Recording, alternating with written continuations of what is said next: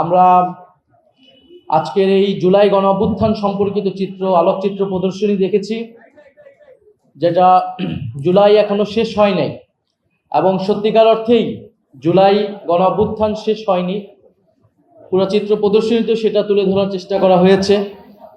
পুরো বাংলাদেশের রাষ্ট্র প্রকল্প 1947 সালের আজাদের লড়াই থেকে 71-এর মহান মুক্তিযুদ্ধ এবং 24-এর গণ অভ্যুত্থান পর্যন্ত বাংলাদেশ যে ঘাত প্রতিঘাত, স্বৈরতন্ত্র, বাকশাল, ফ্যাসিবাদ সব কিছুকে অতিক্রম করে যে জুলাই গণ অভ্যুত্থান নতুন মুক্তি এনে দিল এই দেশের মানুষকে, জনগণকে, আমরা আলোকচিত্রের মাধ্যমে সেই জিনিসটাকে ফুটিয়ে ওঠানো হয়েছে। এবং আরো গুরুত্বপূর্ণ একটি বার্তা এই চিত্র প্রদর্শনী থেকে দেওয়ার চেষ্টা করা হয়েছে, যে জুলাই গণ অভ্যুত্থানের যে অন্যতম আকাঙ্ক্ষা, যে রাষ্ট্র সংস্কার, এবং যেটা আমরা গণভোটে হা ভোট দিয়েছি, সেই হা ভোট যে আমাদের থেকে চুরি করে নিয়ে যাওয়া হলো, কেড়ে নিল এই সরকার, বর্তমান সরকার।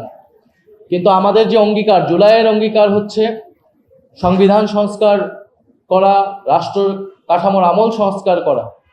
তো সেই লড়াইটা এখন আসলে রয়ে গিয়েছে আমাদের। এই আজকের চিত্র প্রদর্শনীর বার্তাটা হচ্ছে এটাই, যে জুলাই গণ অভ্যুত্থানকে আমরা যদি ধরে রাখতে চাই, তাহলে তার যে আকাঙ্ক্ষা রাষ্ট্র কাঠামোর আমূল সংস্কারের, সেইটা আমরা সেই লড়াইটা এখনো চালিয়ে যাচ্ছি।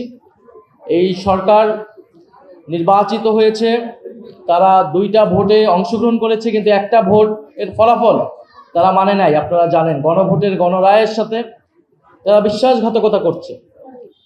ফলে আমরা দেখছি যে এবারে যে সরকারিভাবে জুলাই গণ অভ্যুত্থান উদযাপন হলো, আপনারা দেখেছেন সারা দেশে সেটার কি পরিস্থিতি। ইতিহাস বিকৃতি থেকে শুরু করে দলীয়করণ এবং সবকিছুই সেখানে আপনারা দেখবেন যে কোনো ধরনের সার্বজনীন বক্তব্য নাই।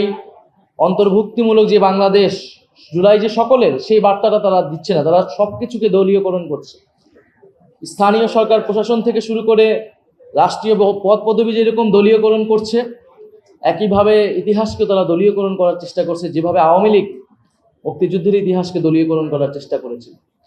এবং আমরা সারা বাংলাদেশে 5ই আগস্ট কিন্তু দেখেছি বিভিন্ন জেলায় যেই সরকারি প্রোগ্রামগুলো হয়েছে, সেখানে সরকার দলের বাইরে যে সকল সমন্বয়ক বা জুলাই যোদ্ধা ছিল বা অন্য কোনো দলের মতে থাকলে তাদেরকে আমন্ত্রণ করা হয়েছে, কিন্তু তারা অংশগ্রহণ করতে আসলে তাদেরকে বাধা দেওয়া হয়েছে, কিছু কিছু জায়গায় হামলাও করা হয়েছে।